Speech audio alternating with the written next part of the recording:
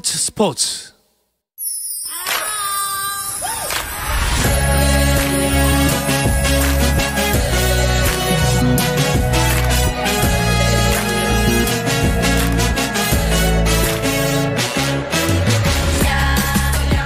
목요일에는 해외 축구 이야기와 함께하고 있습니다. 라디오의 발롱도르를 꿈꾸는 이건 김정용의 랄롱도르 시작하겠습니다. 풋볼리스트 김정용 기자와 먼저 인사 나누겠습니다. 안녕하십니까? 안녕하세요. 김정용입니다. 네, 어서 오십시오. 자, 그리고 멀리 영국에 있는 이건 기자 연결합니다. 안녕하십니까? 네, 안녕하세요. 이건입니다. 네, 이건 기자, 잉글랜드 프리미어리그 우승팀이 정해졌군요. 그리고 강등팀도 정해졌는데 뭔가 마무리가 돼가는 분위기가 나네요. 네, 그렇습니다. 이제 팀당 한 2경기에서 3경기, 많게는 4경기까지 남겨놓은 팀도 있긴 한데, 이제 리그는 막바지로 접어들었습니다. 이런 가운데, 갑자기 우승팀이 얼떨결에 결정이 됐습니다. 원래는 그 10일에 열렸던 맨시티와 첼시가 대결을 했는데, 여기서 맨시티가 이기면 우승을 확정 지을 수 있는 상황이었는데, 맨시티가 첼시에게 홈에서 1대2로 지면서 우승이 확정되지 못했고요. 이제 그런 상황에서 12일 새벽에 메뉴와 레스터 시티의 경기가 열렸는데 네. 메뉴가 홈에서 레스터 시티에게 1대2로 졌습니다. 그래서 이제 메뉴는 3경기 남겨놓고 있는 상황에 승점 79가 됐고요. 맨시티는 지금 승점 80인데 남은 3경기에서 메뉴가 다 승리를 하더라도 승점 79가 되기 때문에 맨시티를 넘어설 수가 없습니다. 그래서 맨시티의 우승이 확정됐고 맨시티는 2018-2019 시즌 이후 2년 만에 다시 프리미어리그 우승을 확정을 했고 최근 4시즌에서는 딱 한 번 빼놓고 새 시즌 우승을 하면서 이 맨시티 왕조를 계속 이어나가고 있는 그런 모습입니다. 그렇군요. 어떻게 김정용 기자, 맨시티 우승은 시간 문제 아니었습니까? 네, 그렇죠. 한 30라운드 정도, 그러니까 한 너댓 경기 전부터 사실상 우승이 확정된 것처럼 이제 구도가 다 짜여져 있었는데 이제 도장만 못 찍고 있는 그런 상황이었죠. 사실 시즌 초반에는 그렇진 않았습니다. 초반에는 맨체스터 시티가 오히려 부진하면서 한때는 토트넘이 손흥민 선수의 득점포에 힘입어서 1위에 오르던 기간이 한 보름 정도 있었을 때도 있었죠. 그런데 결정적으로 이번 시즌에 맨시티의 지난 4년 동안 꾸준히 우승 라이벌이었던 리버풀이 크게 몰락하면서 사실은 맨시티의 적수가 없었고요. 시즌 중반 정도에 맨시티가 재궤도로 올라온 뒤에는 저지할 수 있는 팀이 이제 남지 않았습니다. 그래서 맨시티가 아주 안정적으로 1위를 지키면서 현재 이제 우승까지 달성했습니다. 그러게요. 말씀하신 리버풀은 지금 6위까지 내려갔습니다. 어떻습니까? 과르디올라 감독이 올 시즌 가장 어려운 시즌이었다라고 밝혔는데요. 이건 기자 맞나요? 네, 맞습니다. 그 인터뷰를 하면서 정말 가장 힘든 시즌이었고 내가 살면서 이번 시즌 항상 기억할 것이다 라고 이야기를 했는데 김정영 기자가 이야기했다시피 맨시티가 초반에 상당히 부진했습니다. 에이스인 케빈 더브라이너가 부상을 당하고 또 코로나19 때문에 선수들이 계속 번갈아 가면서 빠지는 상황, 또 제수스라든지 아데로라든지 이런 선수들도 부상을 당하면서 상당히 힘들었고 사실 프리미어리그에서는 이 크리스마스 즈음의 순위가 대체적으로 끝까지 간다라는 속설이 있는데 이제 그때는 이제 반환점이거든요. 그래서 크리스마스 즈음에 선두권에 있어야지 우승 경쟁을 할 수 있다라는 그런 의미로 많이 쓰였습니다. 근데 이제 지난해 그 크리스마스 당시에 맨시티의 순위가 8위에 불과했습니다. 이런 상황에서 상당히 우승권과 좀 거리가 멀고 이제는 과르디올라 감독도 끝이구나 라는 이야기가 좀 돌긴 했는데 갑자기 올해 들어서 맨시티가 상승세를 달리고 리그 13연승 여기에 또 공식 경기 리그라든지 FA컵이라든지 이런 대회에서 22연승의 대기록을 계속 써나가면서 결국 리그 3경기 남기고 우승을 확정 짓는 정말 대단한 모습을 보였습니다. 그렇다면 맨시티는 이제 챔피언스 리그 결승전 준비 모드가 되겠네요. 김정용 기자. 네, 그렇죠. 리그컵 우승했고 프리미어리그 우승했고 이제 챔피언스 리그만 남았는데요. 사실 안 그래도 아까 이건 기자가 말했던 지난번 첼시와의 경기에서 패배했는데 이 경기가 우승이냐 아니냐를 가르는 경기이기도 했지만 첼시와 맨체스터 시티는 챔피언스리그 결승전에서도 맞붙을 상대잖아요. 그래서 그 지난번 리그 경기가 약간 전초전 성격이 있었거든요. 이 전초전에서 맨시티가 1대2로 졌습니다. 맞습니다. 그리고 이제 첼시를 상대하기 위해서 맞춤 전술을 과르디올라 감독이 좀 변칙적으로 써봤는데 이게 실패했다고 볼 수 있거든요. 두 감독 다 좀 변칙을 좋아하기 때문에 결승전에서 굉장히 치열한 수싸움을 할 텐데 지금 머리가 좀 더 복잡한 쪽은 뭐 선수단의 역량은 맨시티가 더 앞선다고 해도 그래도 과르디올라 감독이 더 복잡한 수를 지금 계산하고 있을 것 같습니다. 그렇습니까? 그런데 일단 첼시가 지금 리그에서 4위인데요. 승점도 그렇고 뭐 여유가 있는 상황은 아닌 것 같습니다. 네, 꾸준히 4위를 지켜온 첼시인데 맨시티를 잘 잡아놓고 정작 다음 프리미어리그 경기였던 아스널전에서 패배를 해버렸어요. 네. 그래서 투엘 감독 부임 이후에 프리미어리그에서 단 2패밖에 안 해서 전체적으로 좋은 성적이긴 하지만 4위 싸움이 원체 치열하다 보니까 이 1패가 상당히 좀 뼈아프게 다가오고 있습니다. 네. 그래도 4위를 지키는 게 첼시가 지키는 게 가장 유력한 상황이긴 한데요. 6위 리버풀도 위협적이고 5위 웨스트햄도 좀 추격을 해오고 있긴 하지만 이제 5위, 6위 팀들이 덜 치는 경기를 다 치른다고 해도 첼시를 앞서진 못하거든요. 그래서 첼시가 앞으로 실족만 안 한다면 뭐 수성은 충분히 할 수 있는 상황입니다. 이건 기자 어떻습니까? 그래도 신락 같은 희망을 가지고 남은 경기 지켜보는 팀들이 꽤 있겠죠?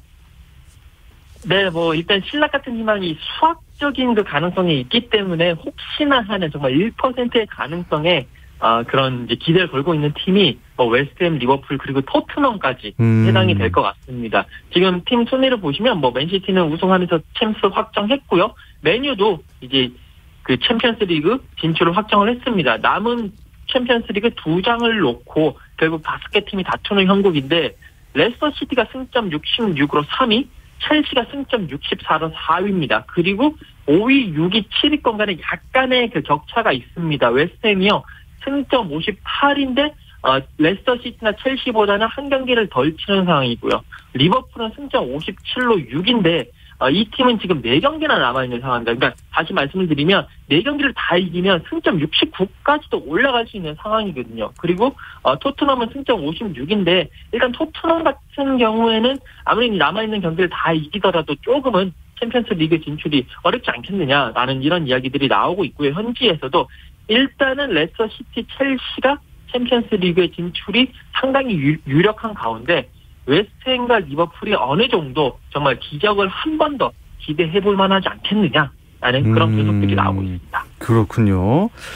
뭐 어떻습니까? 그래도 이 토트넘 같은 경우는 손흥민 선수가 골을 넣는데도 불구하고 졌잖아요. 이게 좀 많이 아쉽습니다. 네, 사실 이 패배가 아니고 승리였다면 리즈전을 잡았다면 네. 지금 신락 같은 희망을 진짜 붙잡고 있을 수 있는데 패배를 했기 때문에 4위에 올라갈 가능성은 뭐 거의 없었다고 봐도 되는 상황이 돼버렸고요.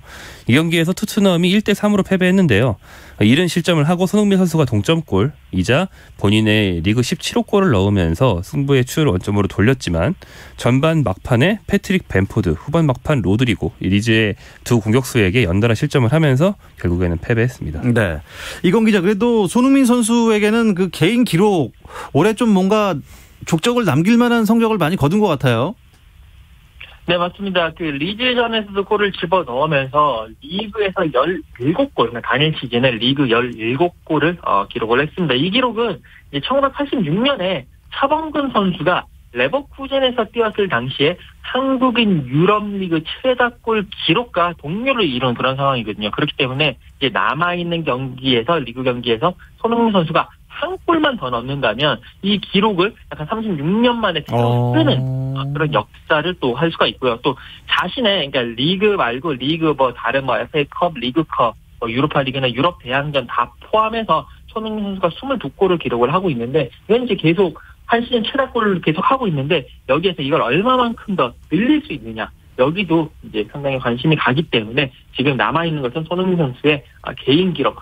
진짜 얼마까지 어느 정도까지 남들이 후배 선수들이 넘어서지 못할 기록을 서느냐 쓰느냐 네. 여기에 지금 관심이 집중되고 있습니다. 손흥민 선수가 그 디 애슬레틱이 선정하는 프리미어리그 퍼포먼스상 후보에 올랐다고 그러는데 이게 어떤 상인가요?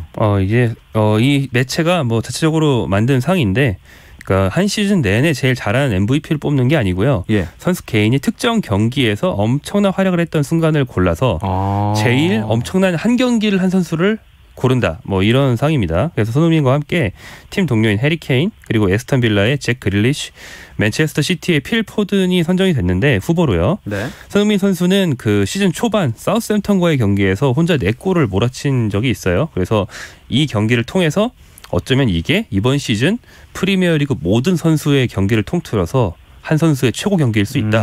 이런 평가를 받은 거고요. 근데 재밌는 건 케인 선수도 같은 경기 후보로 선정됐습니다. 왜냐하면 손흥민이 넣은 4골을 모두 케인이 어시스트를 했거든요.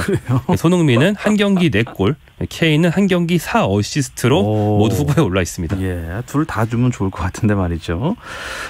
일단 뭐 토트넘도 그렇고 챔피언스리그에 못 나가거나 어쨌든 성적이 그렇게 기대만큼 안 나온 팀들은 좀 이적을 준비하는 선수들이 꽤 많을 것 같아요. 네, 근데 이제 그게 전 유럽을 통틀어 봐도 제일 대표적인 게 손흥민과 해리 케인이라고 보시면 되겠습니다. 예. 이 두 선수는 뭐 월드 클래스 공격수인데 챔피언스리그를 거의 못 나가는 분위기가 됐으니까요. 예. 손흥민이 이적설이 계속 나오고 있는데요. 손흥민을 이 팀이 원한다. 내가 소식통이 있는데 이 팀이 손흥민을 영입하려고 돈을 푼다. 뭐 이런 식의 기사는 아직은 없고요. 다만 이제 이번 여름 빅클럽이 누군가 윙어를 영입한다면 손흥민이 딱이다라는 식의 분석 기사는 꾸준히 나오고 있는데요. 아주 최근에도 그 영국의 매체인 커트 오프사이드가 맨체스터 유나이티드가 윙어를 영입하려고 하는데 그동안 계속 노려온 산초 선수는 너무 비싸다. 산초보다 조금 더 싸고 실력도 못지않은 손흥민을 영입하는 게 낫다라는 식의 분석 기사가 나오기도 했습니다. 네. 자, 프리미어리그에서 이제 떨어지게 되는 강등 팀도 모두 정해진 겁니까, 이건 기자? 네, 맞습니다. 이제 지난 주말에 풀럼과 번리와의 경기가 열렸는데 풀럼이 번리에게 지면서 결국 풀럼도 이제 프리미어리그에서 3번째 이 강등팀으로 확정이 됐습니다. 이미 셰필드 유나이티드가 승점 17점으로 22강등을 확정을 지었고요. 웨스트브로미치 알비온도 리그 3경기를 남겨놓고 1-7점씩 강등을 확정 지은 상태에서 풀럼까지 이렇게 강등이 확정되면서 프리미어리그에서는 이제 3팀이 내려가거든요. 이 강등팀 3팀이 이 35라운드에 모두 확정된 것은 프리미어리그 역사상 가장 빠른 시기고요. 이 풀럼과 셰필드, 웨스트브로미치는 정말 아쉬움 끝에 다시 챔피언십 2부 리그로 내려가서 다시 한 번 더 1년 동안 프리미어리그 재진입에 도전해야 되는 그런 상황입니다. 네, 김정윤 기자, 강등되는 팀이 있으면은 올라오는 팀도 있을 거 아닙니까? 네, 승격팀은 일부 정해졌는데요. 잉글랜드 2부 리그를 챔피언십이라고 하죠. 챔피언십의 시즌이 먼저 끝났습니다. 그 결과 1위 노리치 시티 그리고 2위 왓퍼드는 승격이 확정이 됐고요. 둘 다 이제 강등된 지 얼마 안 돼서 굉장히 친숙한 이름들이죠. 예. 그리고 플레이오프를 통해서 한 팀을 더 정해야 되는데 우리한테는 기성용 선수가 뛰었던 걸로 굉장히 친숙한 카디프 연고의 구단인 스완지 시티가 플레이오프에 진출할 수 있는 순위에 들어 있거든요. 예. 그래서 앞으로 좀 지난한 플레이오프를 통과한다면 승격을 할 수도 있습니다. 예. 자, 독일 분데스리가에서는요, 이재성 선수의 소속팀 홀슈타인 킬이 창단 처음으로 정말 1부 리그 승격을 노리고 있어서 기대가 되고 있는데요. 잠시 쉬었다 와서 얘기 나누겠습니다. 당신의 팀이 가장 빛나는 순간 스포츠 박태원 아나운서와 함께합니다. 네, 해외 축구 이야기 나누고 있습니다. 라디오의 발롱도르, 이건 김정용의 랄롱도르 듣고 계시고요. 풋볼리스트 김정용 기자, 또 영국의 이건 축구 전문 기자와 함께하고 있습니다. 이재성 선수는 뭐 누구나 독일 2부 리그에 있기는 좀 아깝다라는 얘기를 많이 들었는데 홀슈타인 킬이 이참에 승격을 했으면 좋겠습니다. 김정용 기자. 네, 팀 자체도 승격을 할 가능성이 높거니와 뭐 이재성 선수는 이적을 통해서라도 일부러 갈 가능성이 정말 높다 이런 얘기가 많이 나오고 있는데요. 일단 팀 자체가 승격이 가까워지고 있습니다. 독일 2부는 1위와 2위가 승격이 되고요. 독일 2부에서 3위 팀이 1부 16위 팀과 이제 승격이냐 아니면 승격을 못하고 2부에 머무르냐를 놓고 플레이오프를 치르게 되거든요. 네. 그러니까 2위 이상을 해야 자동 승격을 할 수 있는데 현재 홀슈타인 킬이 다른 팀들보다 한 경기를 덜 치른 상태에서 2위에 올라 있습니다. 그러니까 굉장히 유리한 거죠. 1위 아니면 2위를 수성할 가능성이 높다고 볼 수 있고요. 네. 최근 3연승을 달리면서 기세도 좋은 데다가 앞으로 남은 3경기 상대가 다 중하위권 팀들이라서 동기부여도 별로 없습니다. 만약에 이제 홀슈타인 킬이 2위 이상을 확보해서 승격에 성공을 한다면 1900년에 창단된 이후로 처음으로 승격을 하게 되는 뭐 팀 입장에서는 이재성이라는 어떻게 보면 한국인이긴 하지만 거의 이 팀 역사상 최고 스타거든요. 이름값으로 봐도 이런 선수를 앞세워서 팀 역사를 하나 쓰게 되는 거죠. 저는 사실 홀슈타인 킬이라는 팀을 그 전에 사실 들어본 적이 없었던 팀인데 축구 기자들도 거의 못 들어봤습니다. 예, 근데 이게 이런 1900년 창단 이후 처음으로 이제 승격을 눈앞에 두고 있는 거 아닙니까? 정말 감회가 새롭겠습니다. 일단 뭐 이건 기자, 이재성 선수 역할이 참 중요해졌어요, 그렇죠? 네, 그렇습니다. 3경기 남아있는 상황에서 이재성 선수가 사실 김정용 기자가 이야기한 대로 홀슈타인 킬의 이 에이스고 중심 역할을 톡톡히 해왔습니다. 팀을 이끌었는데 이제 공격 어떤 포지션에 들어가더라도 정말 유틸리티 키처럼 다 맞아떨어지는 그런 선수였어요. 최전방도 갔다가 측면으로도 갔다가 2선으로도 가면서 헌신적인 모습을 보여줬고요. 패스 능력도 좋고 여기에 또 마무리 능력도 있고 상당히 그러면서 올 시즌 그 30경기에서 5골 3도움을 기록을 했는데 그런 모습을 보여주면서 킬에 절대적인 힘을 이제 부여를 했습니다. 이런 상황에서 이제 남아있는 3경기를 상당히 이제 짧은 기간 동안에 남아있는 3경기를 치르기 때문에 이재성 선수의 남아있는 그 강철 같은 체력에 남아있는 그런 모습에 힘입어서 조금이라도 빨리 1등 아니면 2등 안에 들어서 자동 승격을 확정지었으면 하는 그런 바람입니다. 네, 또 커다란 뉴스가 하나 좀 기다리고 있는 것 같습니다. 독일 분데스리가 1부 리그 상황도 궁금한데요. 김정용 기자, 바이에른 뮌헨이 우승을 확정했네요. 네, 그렇습니다. 이거 좀 너무 뻔한 결과죠. 예, 바이에른 뮌헨 우승했다는 결과를 여러분이 꿈에서도 들었다고 생각하실 수 있는데 그게 아니고 작년 이맘때도 들었고요. 맞아요. 재작년 이맘때도 들었습니다. 그 독일 최강팀인 바이에른이 역사상 최다 연속 우승인 9회 연속 우승에 도달을 했습니다. 사실 예전 기록이 3연속이었어요. 그래요? 그래서 5년 전이죠. 바이에른 뮌헨이 4연속 우승을 할 때만 해도 신기록이다라고 했는데 그 뒤에 5, 6, 7, 8, 9까지 와 버렸습니다. 정말 대단한 팀입니다. 저는 도르트문트가 챔피언스 리그 나가고 이랬을 때만 해도 바이에른 뮌헨에 좀 어느 정도 경쟁이 되는 팀이 아닌가 했는데 9연속일 줄은 모르고 있었습니다. 뮌헨 바로 밑에 보니까 라이프치히 팀이 있네요. 황희찬 선수가 소속된 팀이죠? 이건 기자. 네, 맞습니다. 황희찬 선수가 라이프치히에 소속이 돼 있는데 지금 라이프치히가 승점 64로 2위를 차지하고 있거든요. 이제 2경기 남겨놓고 있는 상황인데 이 2위 다툼에서 조금 앞서 있습니다. 3위 볼프스부르크와의 승점차가 4점 차이기 때문에 조금은 여유가 있는 상황인데 17일에 라이프치히와 볼프스부르크가 맞대결을 펼칩니다. 이 경기가 라이프치히의 준우승 수성 여부에 가장 큰 변수가 될 경기로 보입니다. 네. 근데 김종윤 기자, 라이프치히 감독이 바뀐다면서요? 네, 그럴 예정이기도 하고요. 또 황희찬 선수의 입지에 최근 많은 변화가 있는데요. 네. 일단 당장 내일 새벽에 황희찬 선수가 좀 큰 도전에 나섭니다. 라이프치히가 도르트문트를 상대로 독일 컵 대회인 DFB 포칼 결승전을 갔거든요. 근데 한 보름 전만 해도 에이, 황희찬이 뛰겠어. 요즘 후보인데 이렇게 생각했을 텐데 요즘 황희찬 선수의 입지가 정말 갑자기 커졌습니다. 황희찬 선수가 이 포칼 4강전에서 1골 1도움으로 팀을 결승에 직접 올렸고요. 네. 그다음에 그 뒤에 이어진 가장 최근에 열렸던 분데스리가 경기에서 그 상대가 또 도르트문트였는데 독일 진출 후 첫 풀타임을 소화하면서 어시스트까지 했어요. 시즌 막판에 드디어 이제야 좀 라이프치히 팀에 적응한 모습이고 도르트문트에는 독일 대표 스타 수비수인 훈멜스가 있는데 훈멜스 선수가 몸싸움을 걸어왔는데 황희찬 선수가 튕겨냈어요. 유럽에 자기보다 키가 20cm 큰 선수를 상대로도 몸싸움을 튕겨내는 그 황희찬 특유의 플레이가 이제야 나오고 있거든요. 그래서 아마 결승전도 뛸 수 있지 않을까 이런 전망들이 나오고 있고요. 그리고 이제 팀 감독이 다음 시즌에 제시 마시 감독으로 바뀌는데 이 감독은 또 황희찬 선수를 전에 지도하면서 잘 썼던 감독이라 여러분 황희찬 선수에게 이번 달 최근 한 보름 사이에 황희찬 선수에게 호재가 쏟아져 들어오고 있습니다. 예. 이번에 펼쳐질 그 도르트문트와의 경기에서 또 황희찬의 그 탱크 같은 저돌적인 모습 기대해 보겠습니다. 골도 좋고 도움도 좋습니다. 분데스리가 남은 시즌 관전 포인트는 뭐가 될까요? 이제 2경기 남은 것 같은데요. 네, 이 2경기에서 이제 신기록 경신이 하나 걸려 있는데요. 바이에른 뮌헨 소속의 현재 세계 최고 공격수라고 아주 공인돼 있는 레반도프스키 선수가 분데스리가 역대 한 시즌 최다 득점 기록을 세우느냐 못 세우느냐가 지금 걸려 있습니다. 현재까지 39골을 넣었는데요.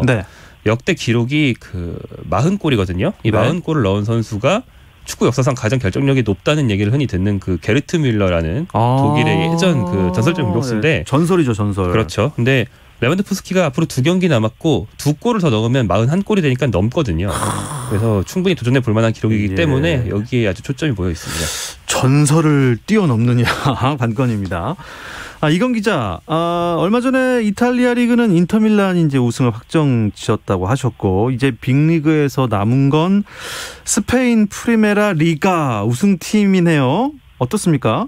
네, 맞습니다. 여기가 가장 재밌는데 지금 프리메라 리가 그 선두 이제 순위를 보시면 선두가 아틀레티코 마드리드인데 승점 80점입니다. 바르셀로나가 승점 76점, 레알 마드리드가 승점 75점. 이 세 개 팀이 이제 계속 경쟁을 펼치는데 두 경기 남겨놓고 있는 상태고 레알 마드리드만 한 경기를 덜해서 세 경기를 남겨놓고 있습니다. 예.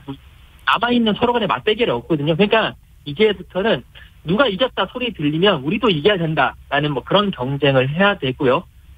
특히나 레알 마드리드 같은 경우는 한 경기를 더 했기 때문에 조금 더 유리할 수 있는, 다만 이제 체력적인 부담이 있기 때문에 그런 부분만 잘 이제 그 조율을 한다면 아틀레티코 마드리드와 레알 마드리드의 그 선두 경쟁이 상당히 더욱더 치열해질 그런 전망입니다. 이건 기자는 이 뭐 바르셀로나와 레알 마드리드 중에 어떤 팀이 더 유리하다고 보세요?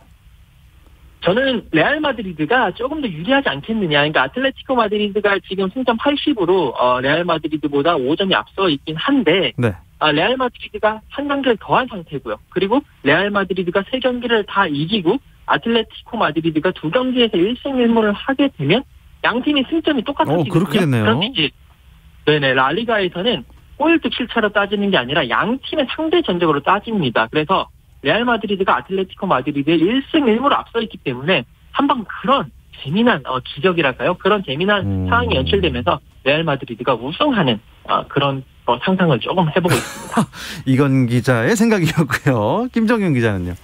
저는 이제 세 팀 모두 앞으로 전 경기 전승을 하기 쉽지 않거든요. 가장 그렇겠죠. 최근에만 해도 세 팀 다 무승부에 그치면서 이제 소위 흔히 말하는 네가 해라 우승. 나는 못하겠다. 거의 이런 상태예요. 결국 남은 일정에서 전승을 하는 팀이 우승을 할 수 있는 건데 참 그래도 바르셀로나가 요즘 아무리 경기력이 떨어졌어도 메시가 분발을 한다면 네. 남은 경기 딱 전승으로 이끌고 우승을 시켜줄 수 있지 않을까 이런 기대를 하고 있습니다. 어쨌든 라리가 뭐 1, 2, 3, 4위까지는 승점들이 아주 촘촘하네요. 예. 발렌시아가 몇인가 보시죠. 14위네요. 이강인 선수 발렌시아가 좀 많이 아래쪽입니다. 네, 오늘 새벽에 그 4위 강호인 세비야와 경기를 했는데 아니나 다를까 0대1로 패배를 했습니다.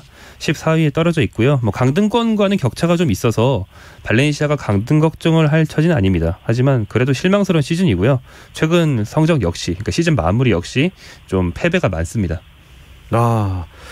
자, 그래도 감독도 바뀌고 이강인 선수가 선발 출전 기회를 좀 잡았으면 하는데요.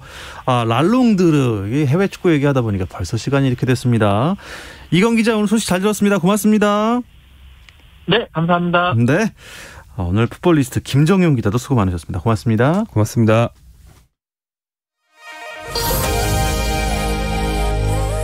항상 시간이 모자른 스포츠입니다. 내일도 저녁 8시 30분에 찾아오겠습니다. 박태원의 스포츠.